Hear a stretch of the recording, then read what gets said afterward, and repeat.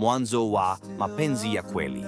Mambo sita ya kufanya katika wiki 2 za kwanza. Sauti ya kuvutia ya utulivu lakini yenye mvuto. Karibu sana katika channel yako ya mahusiano. Karibu sana na Zayoza. Unapokutana na mtu mpya na penzi linaanza kuchipua. Wiki 2 za mwanzo ni muhimu mno. Leo nakuletea mambo sita ambayo ukiyafanya mapema yanaweza kujenga msingi wa mapenzi ya kweli ya kudumu. Twende kazi. Point ya 1: kuwa mkweli tangu mwanzo. Usijifanye mtu mwingine ili umpendeze.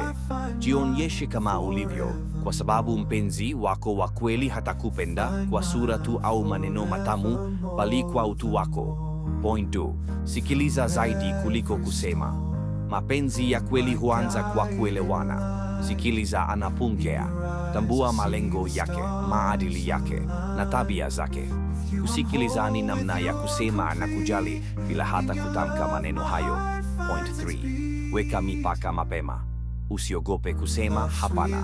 Tambua unachokihitaji kwenye mahusiano yako na usikubali kuburuzwa. Mipaka inajenga heshima. Point 4: usimwelezi ex kupita kiasi. Ni sawa kuwa na historia, lakini usiipeleke kwenye uhusiano mpya. Usimlinganishe. Usijaribu kumfanya awe kama ex wako. Huyo ni mtu mpya na anahitaji nafasi yake ya pekee. Point 5: fanya mambo madogo yenye maana.